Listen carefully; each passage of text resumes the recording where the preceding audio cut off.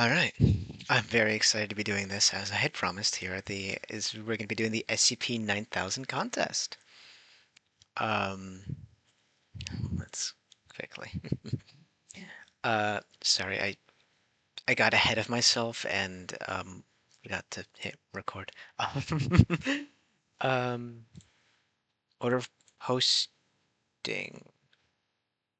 I could have sworn when I checked earlier the one by Colithophore was first, Paradoilia. Oh shit, is this inverse, actually? Wait. Is this inverse? Wait, okay. In order of posting, I presume this means... Yeah, should be, anyway. That being said, I wonder how they're formatted here. Also, by the way, they have little descriptions? Summaries? Something to that effect? Quotes, maybe?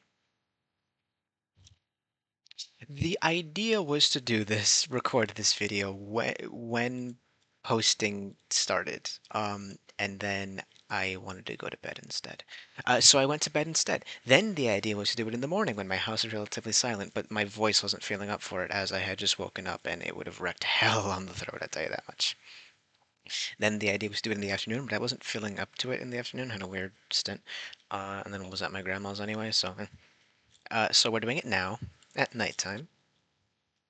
I had just gotten finished stitching up my hoodie sleeve, as a few days ago during a test I got very frustrated because I was doing poorly and my house was not at all very silent, like at all, to the point where I tore a hole in almost tore the sleeve off completely. I was on camera too, wasn't that embarrassing? But I stitched it up best I could. I know a little bit of needlework, a little bit. It's not pretty, but I know needlework. So anyway, Uh, point is, I have been looking forward to this all day, and we finally get to do it, don't we? I want to get one thing very clear right now before we start any of this. I want you to read along with me. Genuinely, I really do want you to go to the wiki and pull up these yourself. Now, why, you may be thinking? Right here, we have to rate them. Now, I won't be doing it on this video as I, A, don't have a Wikidot account, and B, kind of don't want to influence voting, as incredibly scant as my influence may be. I don't want to do that. Instead, as we read along with this ourselves, I want you to think, if you have a Wikidot account, would you give this a +1 or -1 on the rating? And be fair now, be fair. All right? Read the contest rules if you need, but please do give this all a fair shake and vote yourself, because if you could believe it, we need these rated. It's a contest after all. Now, contest on what? Here's the theme: structures, concepts, and patterns. SCP. Cute, isn't it? Everything in the world is governed by and confined by structures, whether physical, material, or immaterial. Nothing is permanent. There is no structure in this world that will not one day return to dust. Everything that is meaningful can be broken down into base elements to be categorized, explained, and made ordinary. But nothing is absolute. Even the mundane, well understood, can give rise to undiscovered mystery.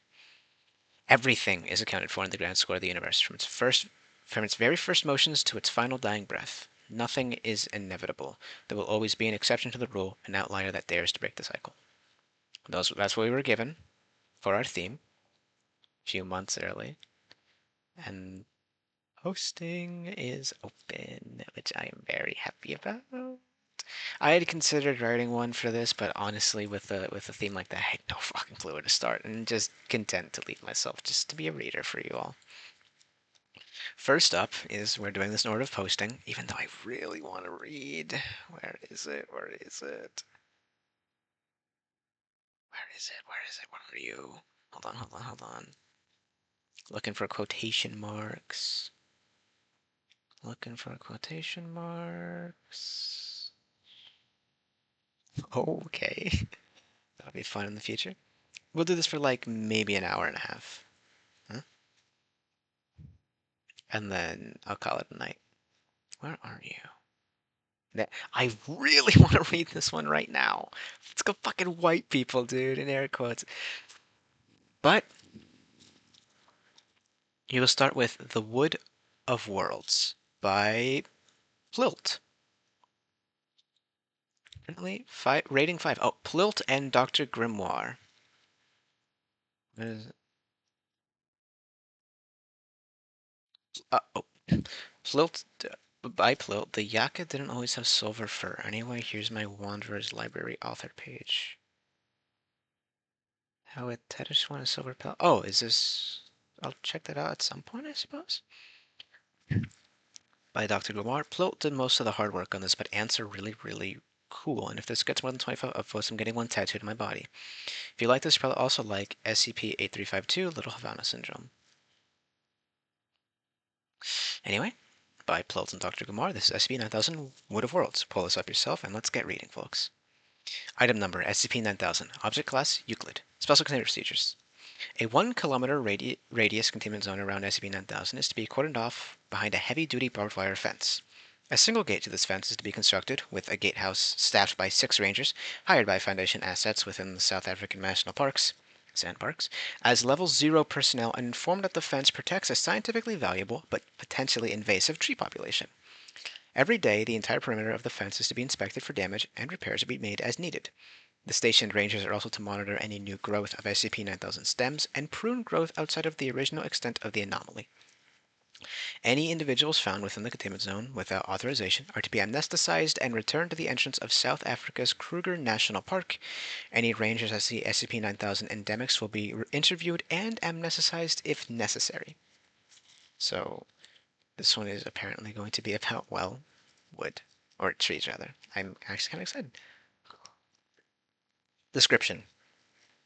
SCP-9000 is an anomalous Vaccalia areoloba, or camelthorn tree, located within South Africa's Kruger National Park.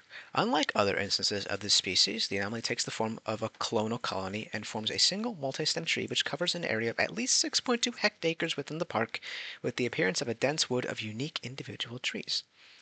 Now, clonal colony had a footnote, that being explanation of what it is, a growth habit where new stems grow out of the root system of existing plants. Anyway, SCP-9000's roots are capable of reaching into other worlds through an unknown mechanism. As such, the full size of the anomaly is unknown, though the earliest possible origin for the camelthorn acacia and the observed growth rate indicate a maximum size of 10,000 square kilometers. Okay, just making sure that was square and not a footnote. Some sections of the colony may have been separated from the main body, making it impossible to determine its full extent. Only a small fraction of the worlds the anomaly extends to are known to the Foundation, and much of this information has been gathered from interrogations and intercepted communications of the Foundation's enemies. Intriguing. We have an image here. Thorny. As with other specimens of the camelthorn acacia, SCP-9000 produces swollen thorn domasha to house mutualistic ant colonies, collectively classified as SCP-9001. Unlike other colonies of their species, SCP-9001 colonies not only defend SCP-9000 against herbivores, but also attack competing plants, pollinate the individual trees which comprise the anomaly, and travel far from the tree to hunt for prey. Pollination as a footnote, that being, sexually produced offspring have not been observed to inherit SCP-9000 anomalous properties. That's interesting. Let me take a sip of water. All known SCP-9000-1 colonies display 2 properties not commonly found in ants associated with plants. Firstly, they are all super colonies. In over 200 hours of exploration into SCP-9000, ants of the same species have never been observed to fight each other. Different SCP-9001-1 species have been observed on rare occasions to go to war over resources, particularly on worlds with unusually resource-poor conditions. But such interactions are rare. SCP-9000 appears to have many different niches for ant species, limiting competition between them. I really like this one already. Secondly, all SCP-1 instances make extensive use of tunnels that follow alongside the path of SCP-9000's roots, even otherwise arboreal species. These tunnels are capable of reaching into other worlds just as the roots of SCP-9000 are. It is unknown if this is a property of SCP-9000 or SCP-9000-1. Aside from these two properties, SCP-9000-1 species have not been observed to have any other unusual traits, and under laboratory conditions, no SCP-9000-1 instances have been observed to construct such tunnels. So something about the tree appears to be doing it for them? I don't know, just a guess for now. In addition to ants, many myrmecophiles, which are species adapted to live in close association with ants, are only found associated with SCP-9000 and use the tunnels to pass between worlds. Each group of species observed has been given a subcategorization under SCP-9000, categorized in Addendum 9000-2. The most commonly observed groups are mites, beetles, and thread snakes.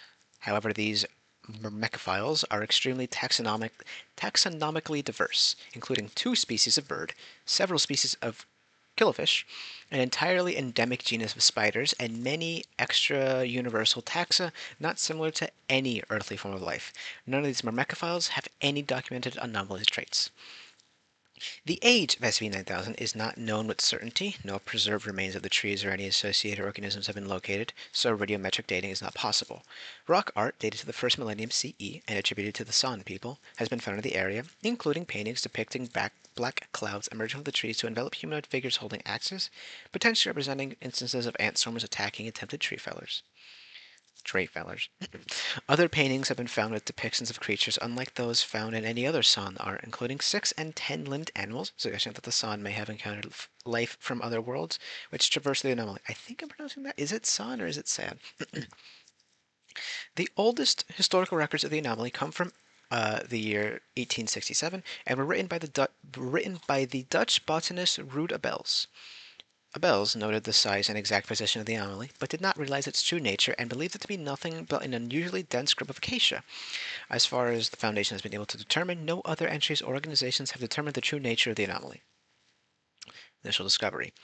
SCP-9000 first came to the Foundation's attention in 2011, following reports of impossibly large swarms of ants attacking safari-goers in Kruger National Park. Interviews with the guides and tourists indicated that the attacks began following an accident in which a safari jeep collided with a camelthorn tree, now identified as part of the anomaly, felling it. According to all reports, within a few minutes of the tree's felling, large numbers of winged ants began swarming the area, biting and stinging all present. The group was able to escape by running approximately half a mile away from the anomaly at a distance at which the attacks ceased. Initial surveys of the site established the presence of several species of ants undescribed by science, all of which were found to be traveling using tunnels constructed around and within the root system of the tree. The felled tree itself was found to have numerous swollen thorn domatia inhabited by 3 distinct undescribed species of ants. The site was quarantined and all non-Foundation parties amnesticized, and investigation of the anomaly commenced shortly thereafter. Water? Nice. The preliminary investigation revealed the existence of extensive tunnel systems alongside the anomaly's roots, with an average diameter of 22 centimeters. Initial boroscopy was unable to determine the extent of the tunnels, but did confirm the presence of anomalous mycorrhizal symbionts among the tree roots. A research team was dispatched to investigate further. I like this, the discovery, how they discovered it based on the ants, not the tree. And also, it's fun. It's fun. I love this already so fucking much. Before we get into that, this is the currently mapped higher order structure of SCP-9000. Note that less than 1% of known tunnels have been explored. Suffixes and prefixes are omitted from labels. There's even a legend. Closed ecological system of which we have 1, Earth, which is in blue. Green Earth-likes, of which there are 5. Esoteric, of which there are 4, and 1 Terran moon. There are a total of 3 is 9, there are a total of 12 depicted here. Okay, so 1 of 12 is closed ecological, 1 of 12 is Earth, 5 of 12 are Earth-like, 4 of 12 are esoteric, and 1 is Earth moon. I like this. Addendum 9000-1 structure. SCP-9000 forms a higher dimensional structure through its breaches into numerous other dimensions, exoplanets, and brains. Footnote stating, four-dimensional regions of space inside a higher dimensional space, also called the bulk, alongside more esoteric forms of alternate realities, all collectively referred to as worlds. Some of these worlds were previously known to the Foundation or other groups of interest, GOIs, while others were only identified during the exploration of the anomaly. Nonetheless, the connection to numerous known alternate worlds obviated their classification as part of SCP-9000. Sips water. Connections between component worlds are mediated by the roots of SCP-9000, with higher density clusters of roots developing around worlds with high concentrations of natural resources connecting them to a greater number of other worlds. This is theorized to be an emergent structure of the anomaly, rather than an anomalous characteristic, as similar patterns have been observed in non-anomalous colonial organisms such as slime molds. Earth, despite being the presumed origin of the anomaly, has a relatively low number of connections when compared to other discovered worlds, suggesting that the anomaly is substantially more widespread elsewhere.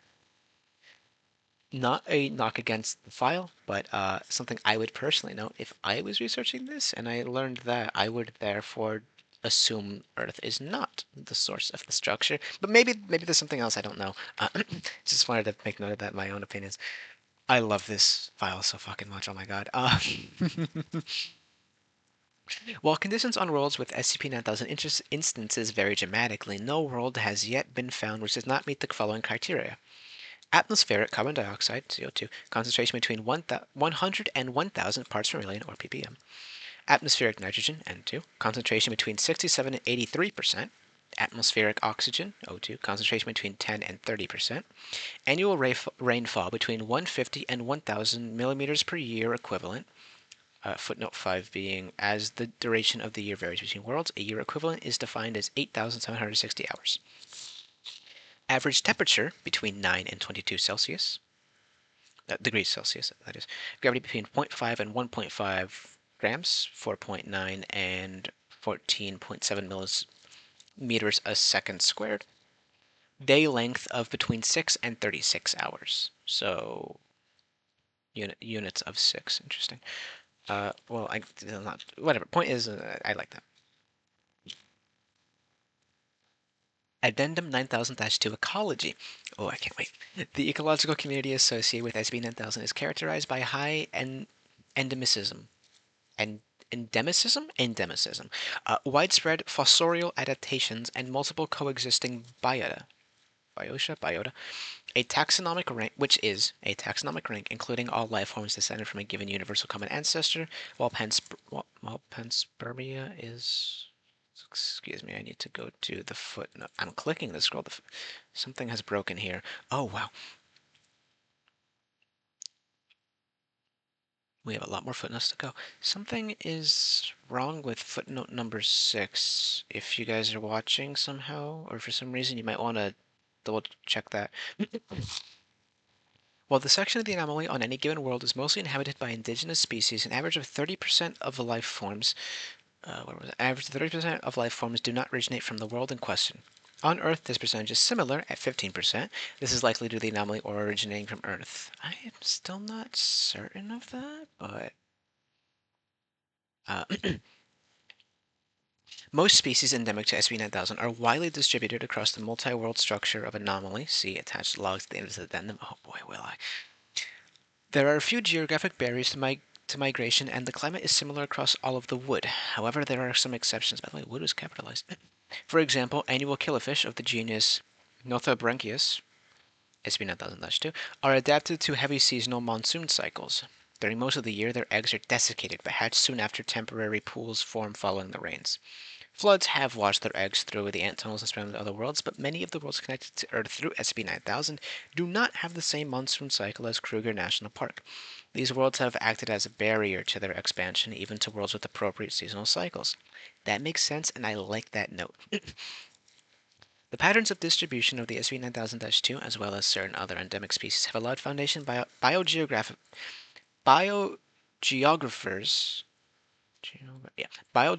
to more accurately map out SB-9000 than if the only sources of information were boroscope and snakebot logs.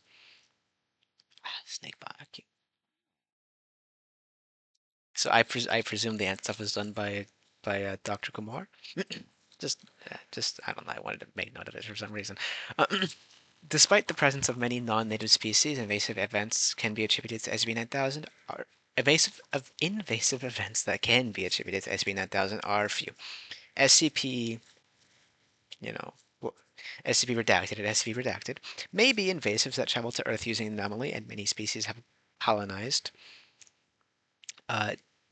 W-E-L-5A68T-SH/F/FDGH, whichever world that may be, by traveling through the anomaly's tunnel system. However, in general, the ability shouldn't there be another? The ability to disperse through SCP-9000 seems to make species poorer competitors. That's interesting. Foundation ecologists hypothesized that this is because of the well-known trade-off between generalist and specialist species. Species that range throughout much of the anomaly are hyper-generalists. They must be able to adapt to dramatically changing diel patterns, atmospheric compositions, microbiomes, and environmental toxins, among other factors. Ecological modeling indicates that single isolated populations of 9,000 endemics with no outside immigration and an inability to access resources from other worlds would quickly go extinct. In comparison, even generalists that are restricted to one world are specialized for that world. Weird.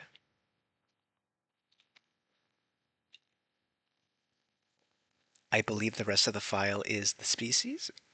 Oh, wow, this is a big file. Is it? Oh, this is a big file. Very, very, very, very, very, very happy. SCP-9000-1-7. Pollinator ant. Common name, pollinator ant. Scientific name, Chromatogaster anthophilus. World of origin, Earth. Notes: feeds on flower petals, nectar, and pollen, the latter of which tends to stick to it and be transferred to other flowers. Main pollinator of SCP-9000 flowers, but often found on other species. Appears to a wide range of species for optimal nutrition, and so is highly mobile, moving between worlds as well as plants. This ensures high genetic connectivity for endemic plants. Intriguing, I say. SCP-9000-1-9 Camelthorn Harvester Ant. Oh, I was kind of hoping that all of them would have an image. But that makes sense. Common name, Camelthorn Harvester Ant. Scientific name, Mesor Vachelia phyllis. World of origin is Earth. Notes: feeds almost entirely on camelthorn seeds. Nests harvest seeds from adjacent worlds, dispersing seeds between. Also primary dispersal agent for other plant species of SCP-9000, sister species to M. capensis. Not sure what that is. Is it here? Just quickly checking ant names. I guess that's all of them. SCP-9000-1-15 Camelthorn Driver Ant. Common name being Camelthorn Driver Ant. Scientific name being Myrmexylva melanocephalus. World of origin, Ravelwoods. Notes: initially misidentified as a member of Thorilus. Later investigation indicated origin world is the Ravelwoods, exceptionally large with workers typically 5 to 8 centimeters in length. Oh, hot damn. Has book lungs like all Ravelwoods ants. This has a footnote, that being. While the species is not part of Formicidae or part of Biota Terra at all, this exclusive summary uses the term ant in a paraphyletic sense. Common names for taxonomic ranks higher than family are used in the same sense throughout this document. Anyway, this creature does not make use of the swollen thorn domatia, but has subterranean nests. Tends to swarm larger herbivores that disturb their mounds. SCP-9000-1-27, the lily ant. Whoa, a link to Wanderer's Library. Apologies, if this is too long, I don't think I will. No, I can do this. When was this posted? This is 30. I don't know how to check when things were posted, especially on the Wanderer's Library. I was always trying to figure out, but I was never good at figuring it out. I'll just quickly read this. 81st turn, 7th year, 15th cycle, Rode. From the Journal of Aphrimos Long Journey, Pilgrim, with notes by Avos Tor, scholar of Reeve Library, Crow Day, 15th cycle, 7th year, 81st turn, 18th day in the trees. I'm glad today that Torn was with us. I still find him somewhat irritating, but I cannot ignore the fact that he would have been much worse off without his advice. We were walking down the road when it curved around a strange field of flowers. We made a half circle around the field before entering the woods again on the other side. The field was filled with flowers, all of one kind. The blossoms were yellow, with red markings on the petals. They were quite fetching, and the jewel-like hummingbirds flying from flower to flower completed a scene of innocence. Occasionally the hummingbirds would alight on white rocks that were scattered among the flowers. As in, like, bursts of flames? That's intriguing. It was my intention to walk through the field to the other side, as I sip water. I thought it would be pleasant to walk through the flowers and smell their perfume. However, as I was about to step off the path, Torn shouted a warning. I stood there, foot raised, keeping perfectly still, unsure of what he was warning me of. I wondered if there might be a snake, or perhaps a small wyvern near my feet that I could not see.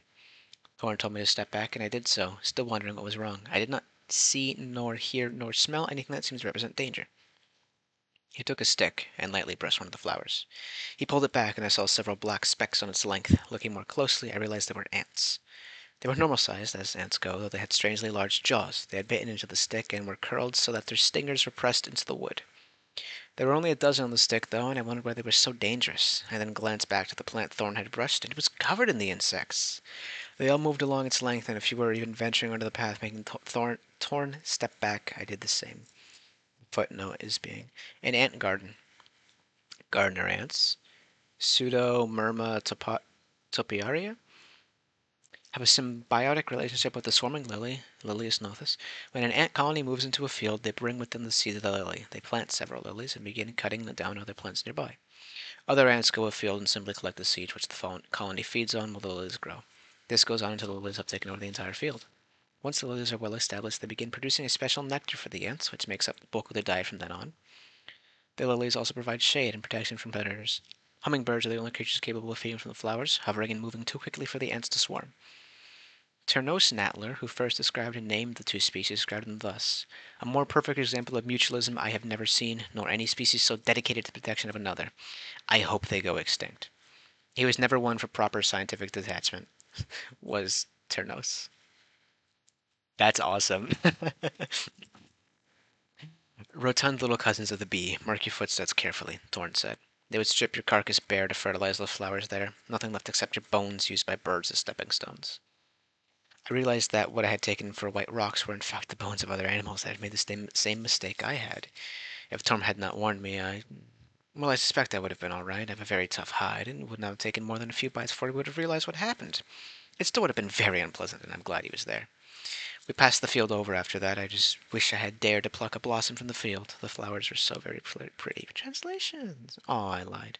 Wait, no, they're there. It's just hard to see. Francois and a language I don't know. Oh my. Thank you, Dr. Everett, man. That was a very lovely story.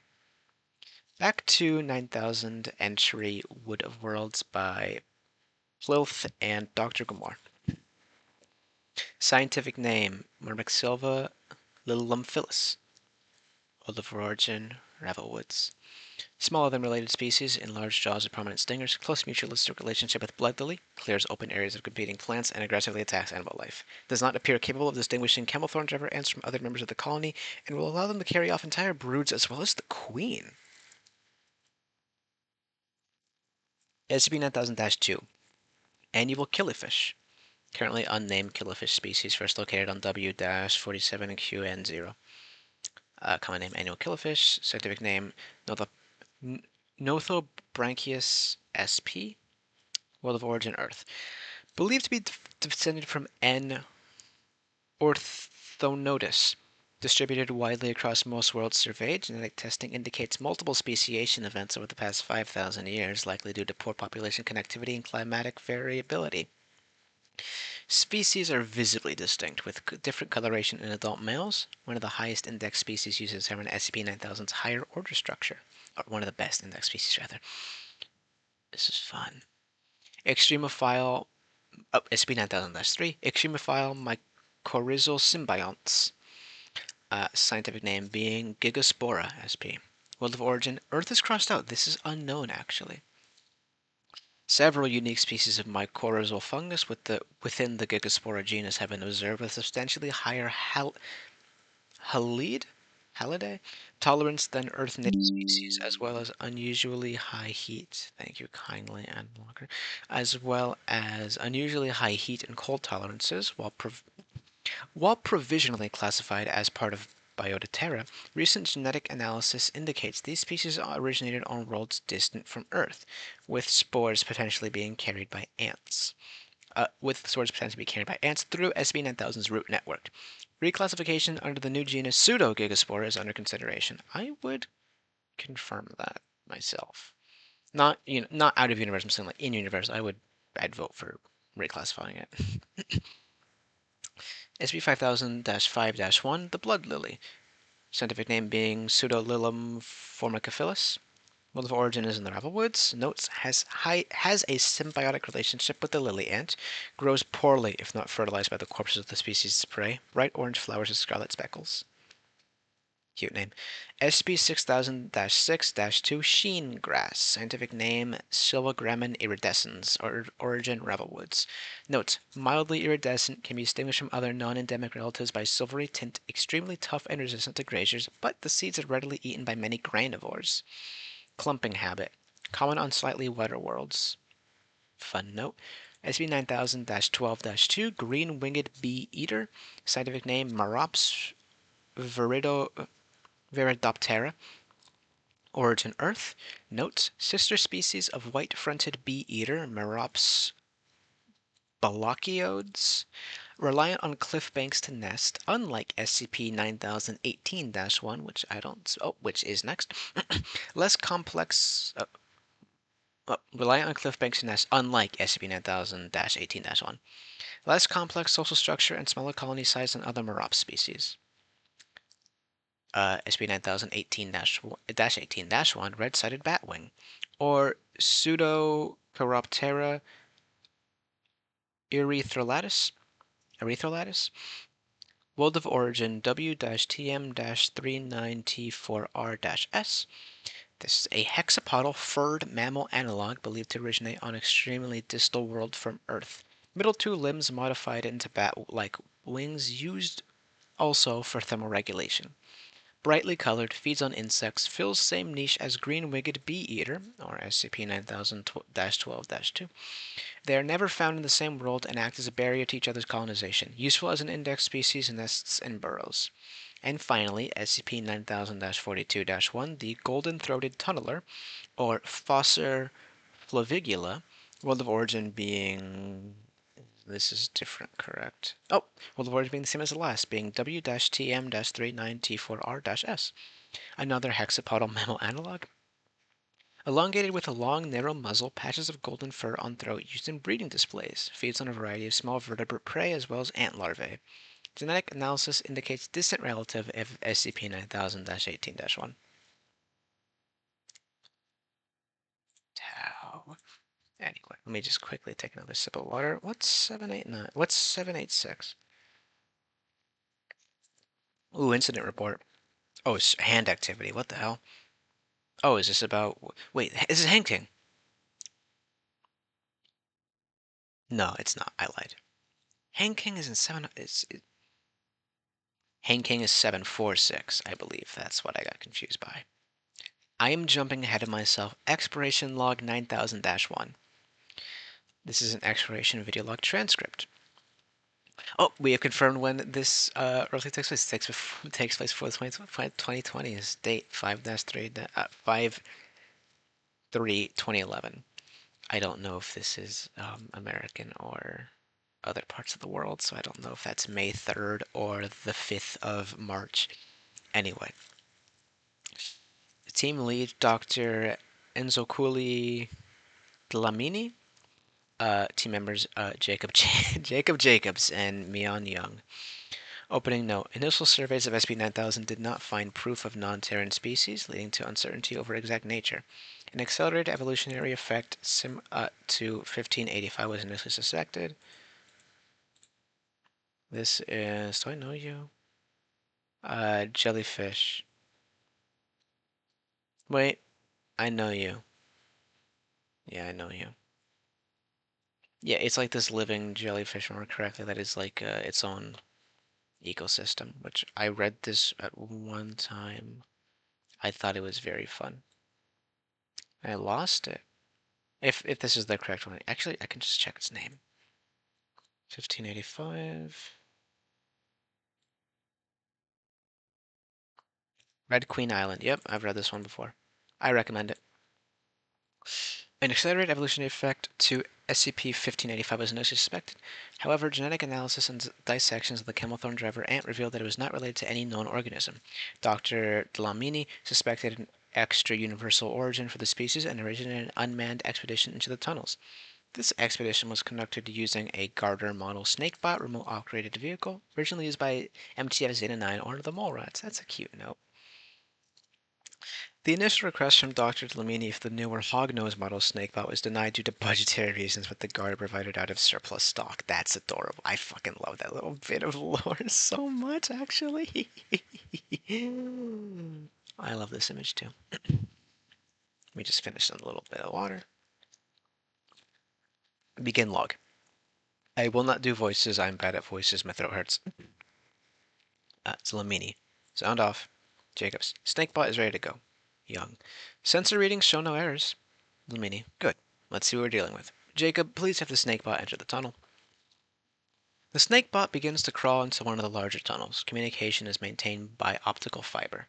Inside, illuminated by LED, the tunnel is seen to be swarming with ants of various species. Camelthorn harvester ants and pollinator ants are both identified, as are Matabele ants, a species of specialist termite raiders widely distributed in Africa. Some small roots protrude into the tunnel. No other forms of life can be seen. Young. I'm reading an increase in carbon dioxide levels, but it's slight. Could just be that we're in an ant tunnel. Glamini. It's likely. Keep an eye on the gravimeter just in case. Several more minutes pass. The snakebot moves through the ant tunnel, stopping for several minutes to observe an ant mimicking a spider.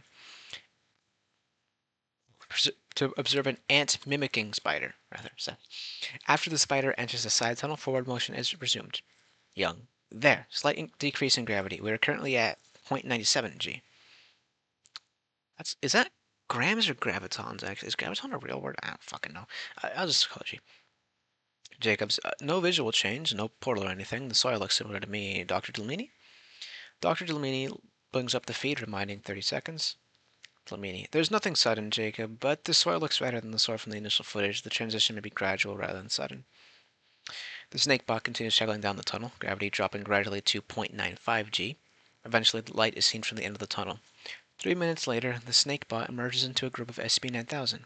The camera was initially obscured by iridescent grass, but Jacobs has the snakebot rear up for a better view of its surroundings. SCP-9000 Grove is centered within a grassy glade. The grove is small enough that the other side is easily seen from the snakebot's current position. Several hundred meters from the grove is the tree line of a dense forest. This is... Oh, do we have our own pools already? Baby.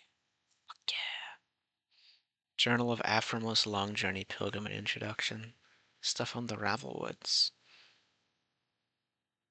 I'll read this later. Oh! No, that's edited. If only I could see when you were posted.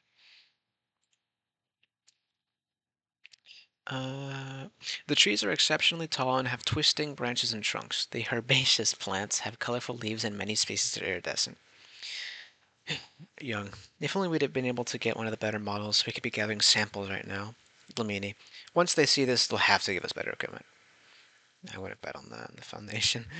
Jacobs continues to pilot the snakebot, recording footage of the plant life. Insects are numerous, resembling groups native to Earth, but visually distinct from all Terran species. Young notes that humidity is higher than in Kruger, while the temperature is lower. No signs of sapient life are observed. The snakebot is piloted to a rearing position on the edge of the grove, and the cameras pan to survey landscapes in more detail, with no obscuring vegetation. Later analysis of the footage estimates for tree height ranging from 200 to 350 meters. This is much higher than the theoretical limit for tree height of approximately 125 meters. I'm going to sip water. As the camera pans back over the previously surveyed areas, slight changes in the forest are visible, but the exploration team does not notice them at the time. Jacobs. Not seeing any bird life, not even any bee-eaters so far, and we saw the green wingeds entering some of the tunnels. Lamini. Odd. Perhaps the grove simply isn't very hospitable to them, since there aren't very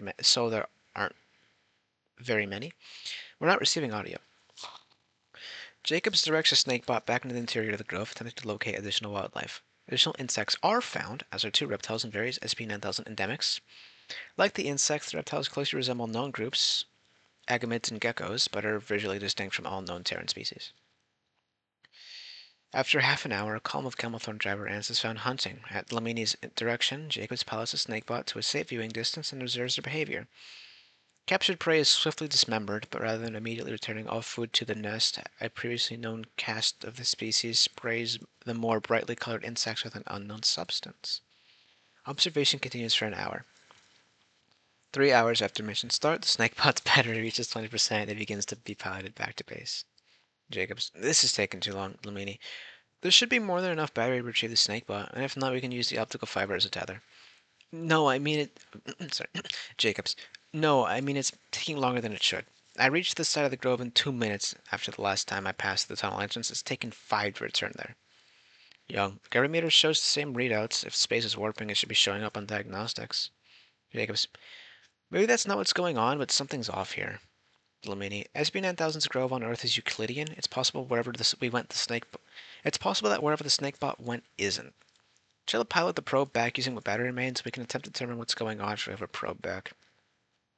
Probe is retrieved without incident. Takes 3 times as long to reach the tunnel entrance as it did to reach the grove's border, but does not take long to return to Earth once it's reached the tunnel. End log. Closing note. 9K was redesignated as medium priority subject for research. Dr. Dlamini's second request for hognose model snakebot was denied. Get fucked, I was right. Sorry to hear that though.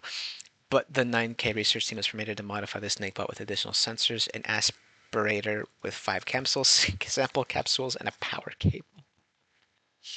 So we can't let you actually have the good shit, but if you want to make it yourself, go ahead. I'm gonna headcanon that it's out of pocket too. Analysis of video data indicates the world the snakebot traveled to may be the known parallel world W-L37RK, or the Rebel Woods, an inherently anomalous forested reality only known through captured Serpent's Hand documents and 1326. I don't think I've read you before. Yes, I don't give a shit, Adblock.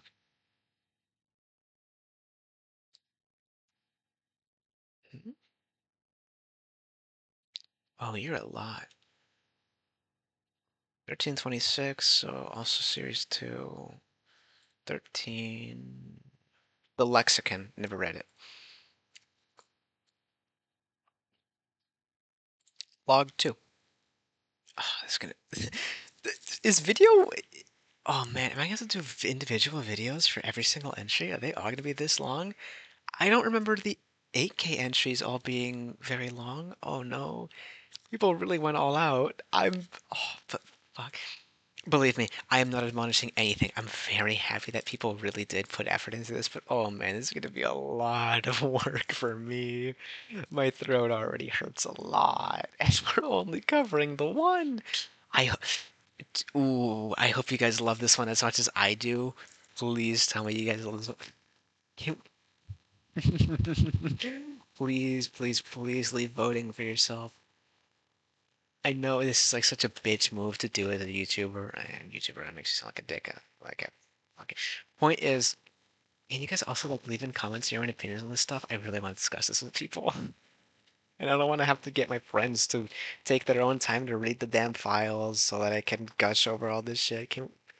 Please, I need someone to talk to about all this stuff. Let's see. This one is 8 days later. Oh, confirms it. Yep, May 11th, 2011. You know, unless they waited fucking 8 months. Uh, we have the same team as last time. Opening note. Given the improvement in the snakebot's capabilities, a follow-up expedition to the same tunnel as before was organized. Begin log. Glamini. Be careful going in. I'm worried about some of the peripherals we attached. Jacobs, will do. Young, all sensor readings within expected values. I'm receiving no errors. Jacobs begins to pilot the snakebot into the tunnel. He has to proceed much more slowly to avoid catching the snakebot's protruding peripherals on the walls of the tunnel. See, never fucking doing shit yourself. Towards the end of the tunnel, Jacobs samples some of the soil from the tunnel wall. Later analysis shows it to be a nutrient-poor red soil with a slightly higher than normal cobalt content. After emerging, Jacobs has once again has the snakebot rear up and pan to give a 360-degree view of its surroundings. The 9K grove is the same as during the last expedition, but the glade has significantly more exposed rocks and a small creek is running through it. The foliage of the forest is darker and appears to possess a different texture, but it is difficult to make out more detail given the camera's resolution. If only they got the hognose model. Jacobs, what the fuck? Young, temperature and humidity are both way lower than they should be. Blamini, how low? Young, 10 degrees. Blamini, it's like teleportation, but too much of the ground cover there is the same, only its trees and the landscape changed.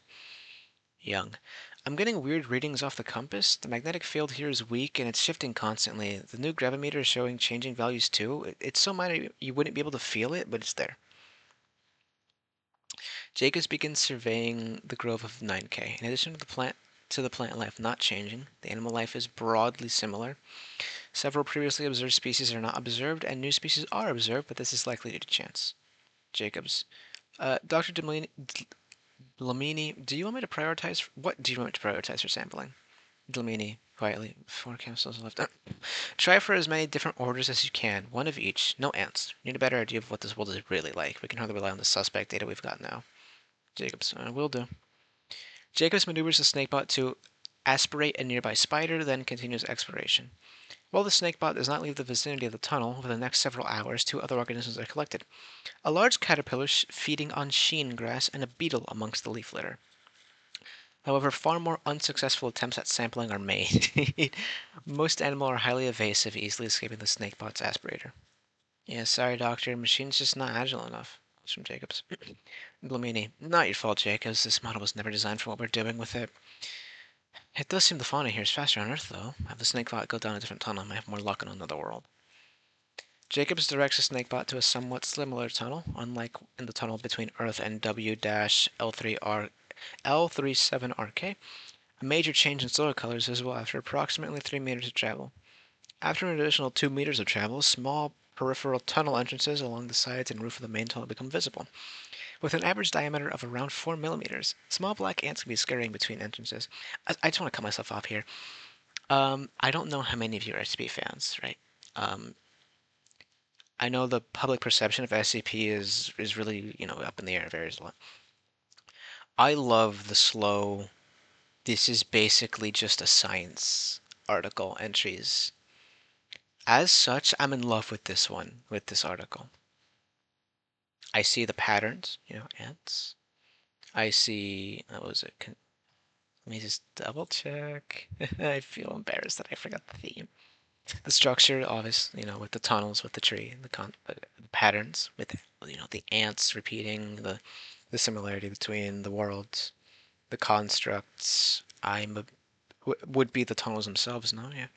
I really, really, really like this so far. I am in love with this one. Lilt and Dr. Grimoire, you guys have done amazing work here. Blamini. Those look like Lasius ants, but you'd expect the camel thorn harvesters to drive them off. Jacob stops driving the snakebot forward. Jacob, should I try and catch one, Doc? Blamini. Best to hold off for now. We can get some on the way out if we don't find anything more interesting. Keep going, please. This is a link to Wanderer's Library Tale over Root and Under Loam. This is also giving me a new little bit to read, the Wanderer's Library stuff.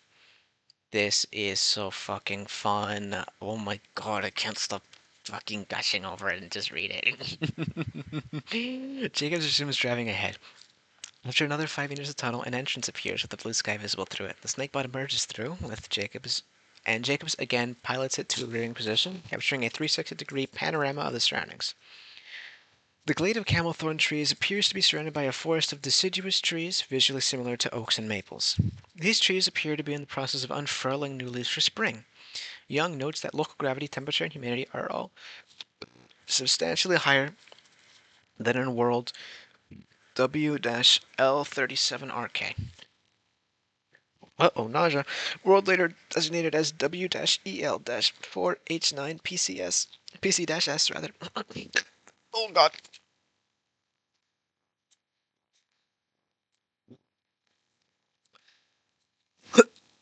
Oh, fuck. Oh, no.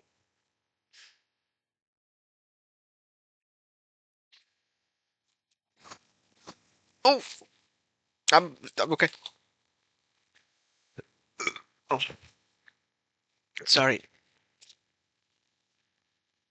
I got nauseous out of nowhere. I almost just puked. I'm so sorry. Your work is amazing. It's not your work. It's my body. It's failing me.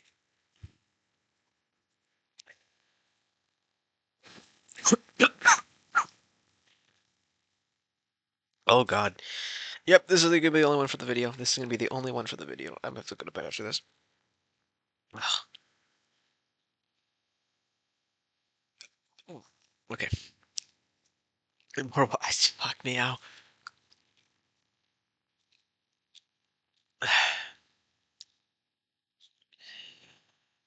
There. Flamini. It looks like springtime. Okay, I actually might fall there on this call. Not call video. It looks like springtime in Europe here. Either we're back on Earth or this world is much more similar to ours than the last. Oh, God. Fuck me. Young. Looking at the. I'm gonna. Actually, sorry. I'm gonna pause until I'm fine. Thankfully, it ended very quickly. I think if I talk too much, it might come back, but I should be able to wrap up the video. I didn't read ahead, I promise. Young. Looking at the compass now, it looks like this world has substantially weaker magnetic field than ours, Doctor. Gravity is at exactly 1 g, though, so I suppose it's possible that's just an effect of the anomaly. Dlamini. Very strange. Jacob, let's survey the area. Young, let me know if anything changed on the sensors. Jacobs steers the snakebot in a widening spiral around the tunnel, carefully avoiding any potential snags to the cables. Aside from SCP-9000, the flora present all appear to be non-anomalous species native to southern France. Initially, no non-insect animals are observed, however, after roughly 15 minutes, a barn swallow flies overhead. It circles the snakebot several times before landing in front of it. A mouse wearing a rough spun tunic and what appears to be a wooden helmet is visible on its back, sitting on what appears to be a tiny saddle. At its side is a sword crafted from a nail. Jacobs, whoa, Doctor, take a look at this. Dlamini, oh, well, we're certainly not on Earth. Jacobs, keep the camera fixed on it and try to give it a bit of distance. I don't want I don't want to risk it swinging that nail at our new sensors. Jacobs, understood, Doctor. The mouse dismounts its steed and slowly approaches its steed. That's cute. That's a scientific article that says that. I would also do the same. And it slowly approaches the snakebot, walking on two legs, holding the nail in its right forepaw. As it approaches, Jacobs slowly backs the snakebot away, maintaining a separation of roughly a meter. After a few minutes of this, the mouse turns and runs back towards its mount, taking off again. Dlamini muttering, if only we had a hognose, we gotta try to capture the mouse. I wonder what it could have told us. Resume the search. Maybe we can find something else worth bringing back. After fucking, I glanced at the note at the bottom. After an additional 5 hours of searching, the team captured a beetle, which was found to be genetically similar to Alphidibius levigitis, or the black fungus beetle. Following the collection of the specimen, the decision was made to collect a sample of the ants at the tunnel entrance and return. This was accomplished without incident. Later testing, it was discovered this beetle was capable of basic problem solving, roughly equivalent to the capabilities of a goat or a sheep. Oh, farm animal, I presume. Closing note, Dr. Dlamini's third request for a hognose model snakebot was denied due to budgetary reasons. I fucking love every single time budgetary reasons are brought up in SCP Foundation. A month later, June 26, 2011, same team. Opening note, none. Begin log. Ooh, an image. Oh, wow. Okay, I can't wait. Jacobs. All systems on my end are good. Young. Same. Lumini. Enter.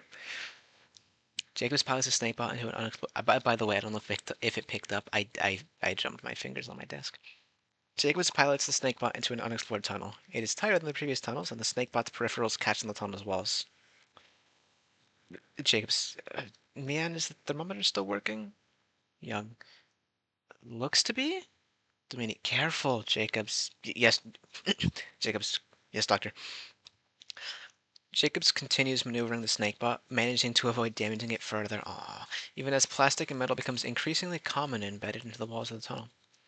Young. Carbon dioxide levels are spiking. 400 parts per minute. Nope, 450 ppm.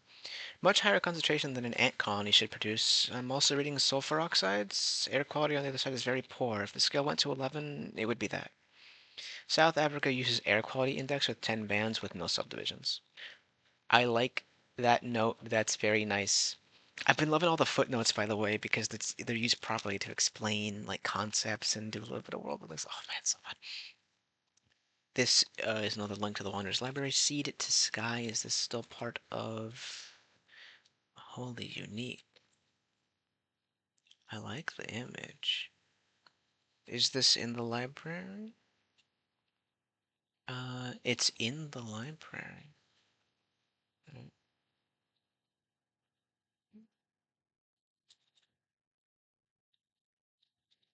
Hmm. I love the Wandsman in lore, by the way. I'm. Oh wow, not gonna read this. It's so long. Well, I am gonna read it, just not on the video. The snakebot emerges from the tunnel into an abandoned industrial area stretching as far as the snakebot's camera can see. The bare concrete surfaces of decaying factories have been colonized by hardier lichens and mosses. Grass and wildflowers are beginning to grow from cracks in the asphalt. However, pollination is still extensive. Smog limits visibility to approximately 3 kilometers. Abundant scrap metal and plastic litters the ground. Young. Gravity is 1.1 g.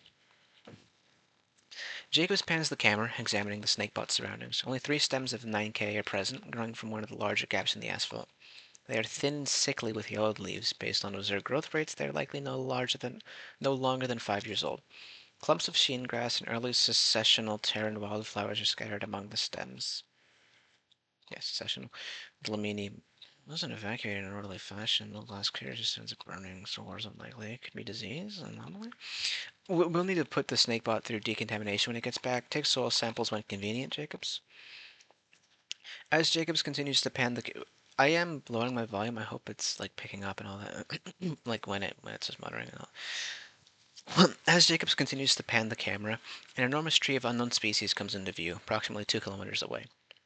Its upper branches reach into the cloud layer, and the sky around it is clear of haze. Unknown flying organisms can be made out as faint specks. Jacob zooms the camera, focusing on the tree. Flying organisms cannot be identified at this distance, but they display flocking behavior. The camera can make out individual tree leaves, but only barely. The shape cannot be resolved. The wind is blowing towards the southeast, and in the wake of the tree, the air is pure. Several rivers descend from the top of the tree to the base, frequently breaking into water. Oh, beautiful! Frequently breaking into waterfalls. Young, I suppose that's what did this? The camera pans over to one of the buildings near the base of the tree. An indistinct symbol is visible, taking up one of the sides of the larger buildings. As Jacobs focuses the camera, it resolves into view. It is the snake tree symbol of the serpent's hand. For several seconds, the research is quiet. Young. The hand isn't supposed to be capable of something like this. Illuminati. We don't know what happened here. If the hand even did this, it's just graffiti. Jacobs, head closer to the tree. We need the data. Jacobs. Yes, sir. Jacobs pilots the snakebot towards the tree. Progress is slow with relatively flat terrain inhibiting movement. After approximately 30 minutes, several mostly skeletonized corpses are visible, partially trapped under concrete rebar and torn scrap metal. All are cybernetically augmented and are later identified as overseers and foremen of the factory. Sheen grass tussocks grow around them where the soil is bare. Blumini. Harvester ants got here quickly.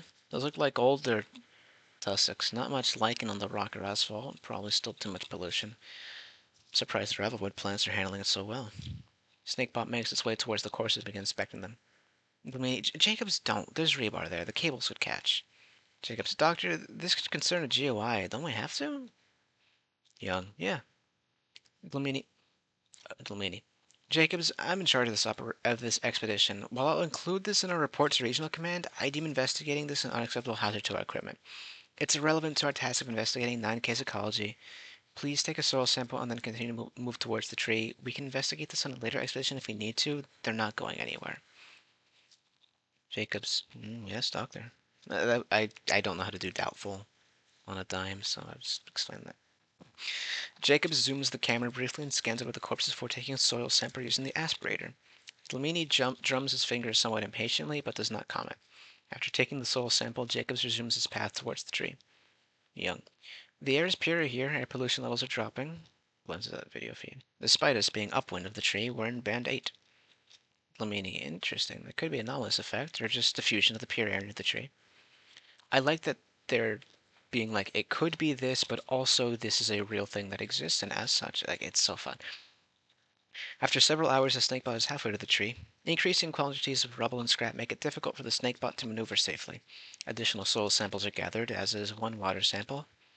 All observed organisms are 9K endemics, aside from the tree and several species of ants. Despite the distance from 9K stems, biodiversity is much higher near the tree. Its roots have exposed large areas of soil where sheen grass and small bushes grow, and species such as golden-throated tunnelers and green-winged bee-eaters are observed. Flocks of the latter were the flying organisms previously observed on camera.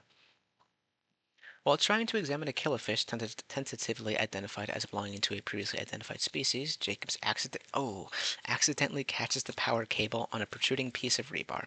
As he realizes his mistake, the snakebot loses its balance and falls. Meaning, Jacobs, fucking shit! Young, we got a power loss. Jacobs regains control of the snakebot before it falls into a patch of mud. Footnote 11.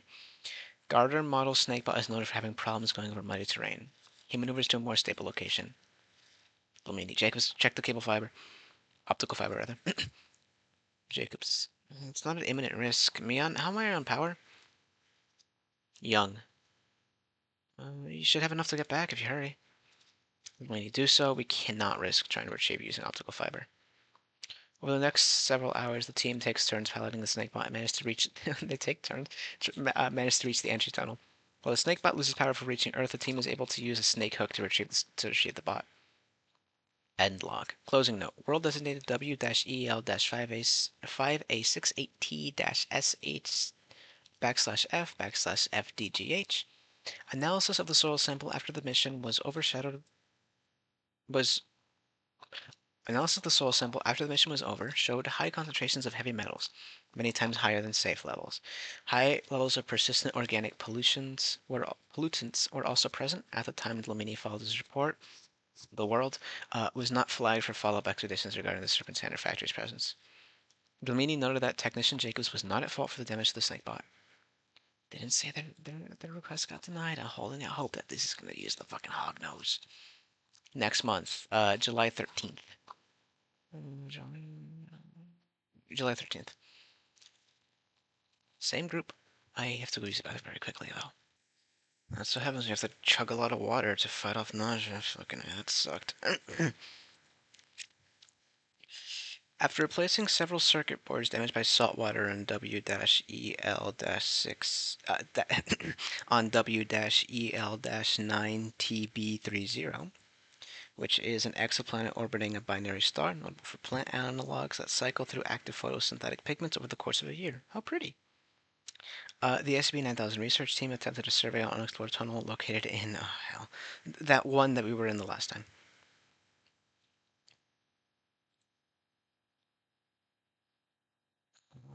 Just making sure. On that one that we were in the last time, yep. How's our budget looking? Cute. Yep, here we are. Begin log. Jacobs. Cameras and servos are good. Young. Sensors are all working perfectly, even the new thermal imager. Lumini. Excellent. Jacobs, head in. Jacobs pilots a snakebot into the tunnel leading into the world, while at several points peripherals catch on the sides of the tunnels. I still have that damn. The research team has ruggedized the snakebot over the past 2 months. Hope that wasn't out of pocket. No damage is inflicted upon the snakebot, though the team grimaces at several points. Upon arriving in the world, Jacobs briefly reviews the snakebot dependent hammer. I mean, doing better than last time. I see new growth. Young, a bit warmer too. Do you think it's summer? Or do you think it's the smog in the upper atmosphere clearing? I mean, we should be able to find out soon. He had been recently permitted to place a series of modified webcams in certain worlds for long-term observational studies. I would be over the moon. uh, this link is Wanderer's Library. Tracks across the sand. Listen up. Ooh. This link is for Wanderer's Library, a desert herbal. Part of the tracks collection, I guess. This link is for Wanderer's Library, Beasts of a Desert, Part 4. Oh, I actually might need these for some of my campaign stuff. I'll check it out later. See you. Snakebot is piloted to the unexplored tunnel. The soil gradually dries and becomes more reddish. No artificial materials are observed after the first 100 centimeters. Air pollution and carbon dioxide levels drop dramatically, with Young calling out lower numbers approximately once a minute. After 10 minutes, the snakebot emerges into a grassland. The bot is on the edge of the 9K grove, and panning the camera back towards the grove indicates that it is one of the larger observed so far. Most of the grasses surrounding the grove are green, but some patches are reddish. Scattered trees visible across the plains with flowers in many colors. Panning the camera, golden-throated tunnelers and red-sided batwings are visible amongst the 9K grove, as well as several other species of batwing and a variety of bird analogues. In the distance are a herd of grazing animals. Zooming in, the camera reveals they are black and white equinoid organisms with 6 legs and 4 eyes. Nightmares. Is that what... I don't actually know what nightmares look like. Storm clouds are visible to the west. The sun is low in the sky. Later spectral analysis indicates that the star is a blue giant. On the horizon is a gas giant with a prominent set of rings. Young. Temperature is 30 degrees, humidity is 84%, virtually no air pollution. Air pressure is a bit on the low side, though. Either on high elevation of this planet, Jacob, I think it's a moon. Young. Or this moon has a thinner atmosphere than Earth does. Gravity is the same as Earth's. Dlamini. Something to check if we can ever get a weather balloon there. Jacobs, see if you can get any feathers from the other batwing species in the aspirator. Jacobs moves the snakebot in a spiral around. Fuck, simplified model of vehicle. Platforms, bladders, and sails have been left out to show a better gait pattern. Wait, platforms, bladders, and wind-powered walker? Oh, I'm very excited for you. Jacobs moves the snakebot in a spiral around the exit point, aspirating several feathers as well as small leaves and a soil sample. These are all kept in the same chamber. During this time, Jacobs records audio-visual data of different batwing species for later ethological analysis. The team discusses minor details regarding different species' behavior amongst themselves. For a complete transcript, consult RISA. After completing an initial survey, Jacobs begins to pilot the snakebot out of the grove. Tall grass limits visibility, but the team is able to collect better footage of the equinoids and additional plant insect analog samples. 2 hours and 15 minutes after the mission start, red fabric is briefly visible through the grass towards the southwest. Jacobs, I thought I saw something. I'm going to try to climb to get a better vantage point. Mian, can you rewind and try to figure out what that was? Jacobs moves to a nearby bush and starts piloting the snakebot up the trunk, careful to avoid looping the optical fiber or power cable over anything. Young reviews the footage. Young, it almost looked like a sail. The snakebot reaches a meter above ground level. Jacobs pans the camera back towards the southwest, bringing what appears to be a vehicle made of a complex array of wooden rods, sails. By the way, the fact that they went out of the way to do this, just fucking. Wooden rods, sails, and cloth bladders comes into view. The vehicle is approximately 100 meters away, roughly 24 meters long, 10 tall. Bladders alternately inflate and deflate, rapidly driving the vehicle's many legs over the terrain. Covered platforms are placed irregularly throughout the vehicle structure. It's on a path approaching the bot. Lamini, oh, this is amazing. We can't approach too closely, but Young, can you try to boost the gain? The vehicle comes to a stop as Jacob zooms in. About 30 meters away, a large spider drops from one platform near the front of the vehicle, begins inspecting the vehicle.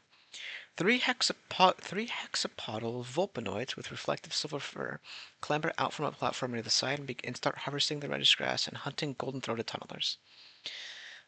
The four entities converse with one another. Later audio analysis indicates that two species are speaking different languages but do not appear to have any difficulties in understanding each other's speech.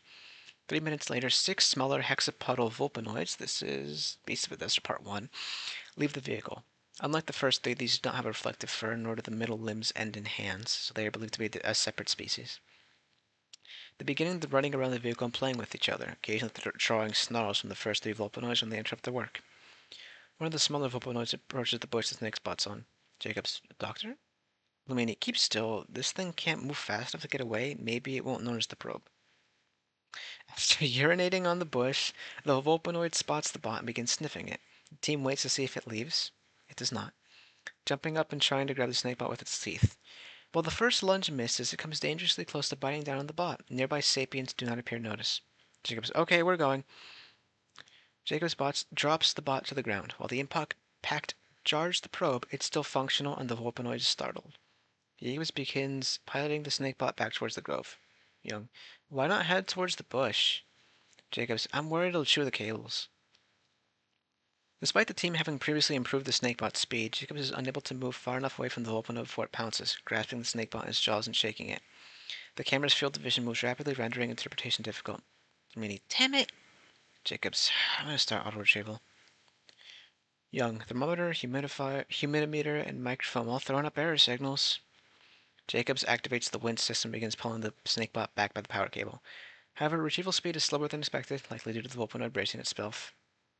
Jacobs, I think it's playing tug-of-war. Suddenly, the bot is dropped. Camouflage of the vulpinoid running back towards the vehicle before hitting the ground. Impact leaving the camera non-functional. And we just lost the aspirator. Jacobs, God damn it! By the way, Young mentioned the aspirator. For several minutes, the team is silent. While no more data is being recorded from the probe, they do not turn off the auto recorder at the research tent. Young, Doctor, how's our budget looking? Lumini, bad. I'm sorry. The last upgrades... fuck, I was right. I've been paying out of pocket for some of the parts. We could probably get basic functionality back, and we probably get a new camera and microphone, but the aspirator system... Jacobs, isn't the next requisition cycle coming up? Lumini, yeah, but you know they're not giving us anything. We're technically researching a Euclid, but it's not really an active containment risk. No money for us. We're not working with a Keter. Keter, rather, sorry. We're not working with a Keter class or something that we can reverse engineer on something GOI related. Lamini. I know how to get us more funding. End log. World designated W-TM-39T4R-S. Dlamini requested a hog-nosed model snakebot for a fourth time, citing the clear serpent's head present, a potential dramatic increase in the capabilities shown from exploration log 9000-7. Anyway, out of pocket from the parts footnote says, this is a violation of Foundation policy. Fuck you. I like that a lot. On July 15, 2011, Commander John Mercer of MTF Town 9, also known as Bookworms, requested that testing be conducted using SCP-786, or the lexicon, in conjunction with SCP-9K to insert teams of Town 9 operatives into the world's Serpent Sense activity. This request was approved by 053, damn. Given the sensitive nature of this testing, Dlamini and his team were reassigned to investigate other anomalies, with shifts in budgetary priorities given as a cover story. Dlamini was placed on a 1-month psychological leave of absence following his response to the reassignment. Details are available upon request of the members of the Medical Security and Ethics Divisions. That's really sad. I like it. Due to scheduling conflicts and other ongoing investigations, Town 9 was unable to begin testing until June 15th, 2016. That's 5 fucking years later.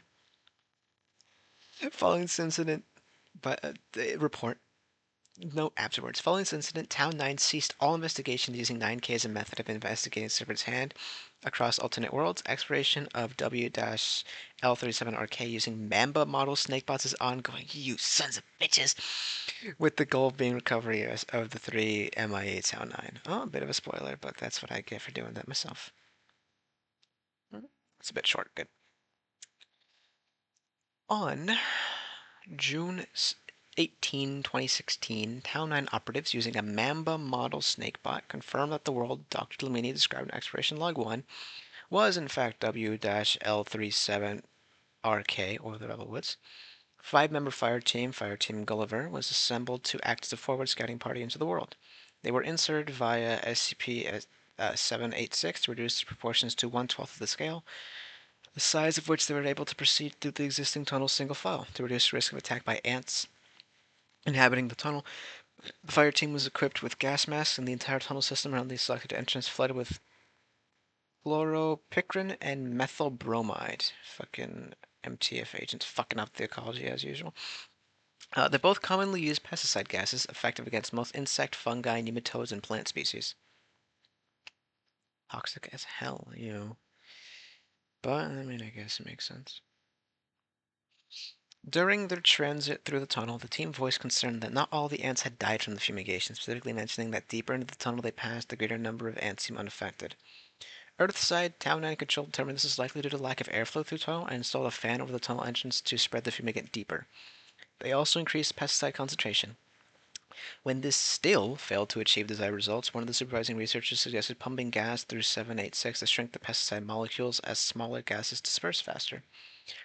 This can't go wrong at all. On-site command approved this proposal, and the anomaly was placed over the fan at the tunnel entrance. At the same time, Fire Team Gulliver emerged from the tunnel and encountered specimens of several previously unknown ant phenotypes, these later tentatively identified as major workers or soldiers of SCP-9000-1-15 and 27, both native to Revelwoods. Sorry, 15 is the camel thorn driver ant, which are the ones that eat the seeds, if I remember correctly.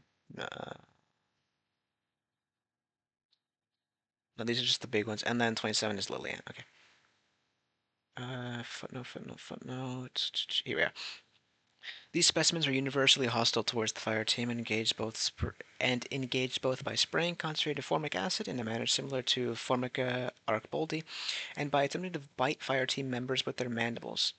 The fire team requested backup from Earthside team, who removed the fan and replaced the funnel over the entrance, intent being to send additional Tau 9 members to act as fire support.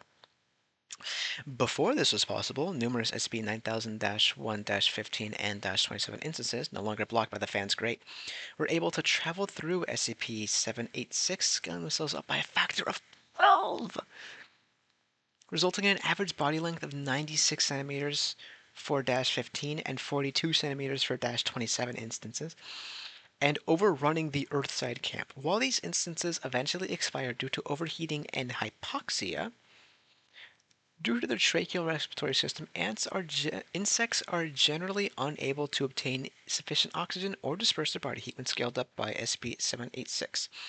Through the time between onset of hypoxic symptoms and death have been found to vary by insect species between 15 minutes, most Diphthera species, and 3 days, most Blattodea species.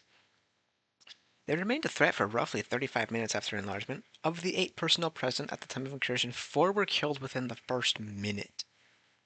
The remaining 4 personnel evacuated to their nearby vehicles, which, as standard for MTF vehicles, were equipped with armor thick enough to hold off the ants indefinitely. Oh, hell. However, in the panic, this fact was forgotten, and rather than hunker down and wait for reinforcements from Foundation Command, Lieutenant Lucius Jeffries made the decision to attempt to remove SCP-786 from the tunnel mouth and attempt to stem the tide. By this time, at least 600 enlarged instances of SCP-9000-1-15 and -27 are believed to have been present in the vicinity, along with tens of thousands of non-enlarged instances from nearby tunnels. Arming himself with incendiary grenades, spare canisters of pesticide, and a combat knife, Lieutenant Jeffries managed to fight his way to the entrance, impressive, where he dislodged SCP-786 from the entrance, stopping the flow of enlarged ants in the tunnel and drawing the focus of the swarm to himself. Unfortunately, by dislodging the anomaly, he allowed instances already present to travel through it again. Due to the sheer number of swarming ants in the area, thousands of individual previously normal-sized instances became enlarged. At least 6 previously enlarged SCP-9000-1-27 instances increased their scale by another factor of 12, reaching body lengths of up to 5 meters. At this size, they presented a substantial threat to 3 MTF members still inside the vehicles. Lieutenant Jeffrey successfully killed 2 of these enlarged instances with incendiary grenades before succumbing to his wounds, at which point the swarm's attention was drawn to the remaining 3. While Lieutenant Jeffries had been attempting to stem the tide, these operatives have contacted superiors in Town 9, who requested close air support to bombard the swarmed area. This request was denied due to the risk of damaging 9000 and/or SCP-786. Reasonable. I would also worry it would burrow more tunnels, but that's me a thing.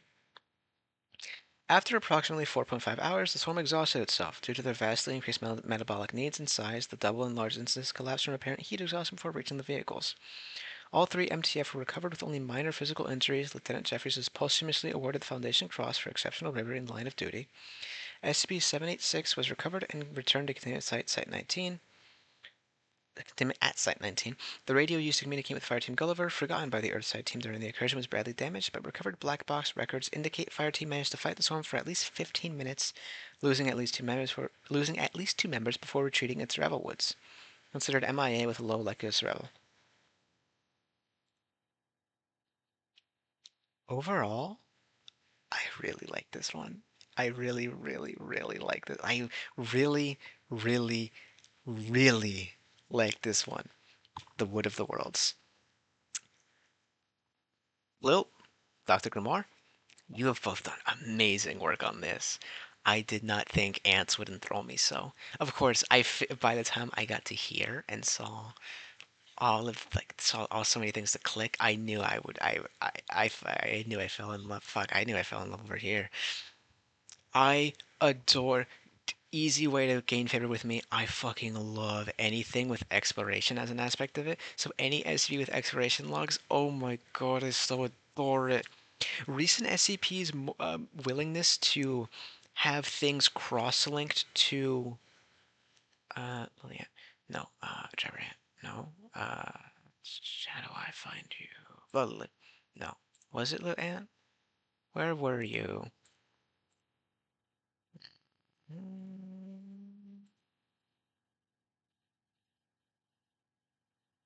Is it because I already clicked it and it's like being weird? And it kind of, yep, here you go. Like, recent articles' willingness to cross-link to stuff from Wanderer's Library I love it. I love that so much. I love that we're I like using our sister site so much more. All of the, like, oh, the different worlds, it's got me hooked. I really feel for Dr. Dlamini's fucking budgetary problems. But I love how in depth like the structure is here. Like it's so fucking good. Oh, cute. Do you also have nope? Okay.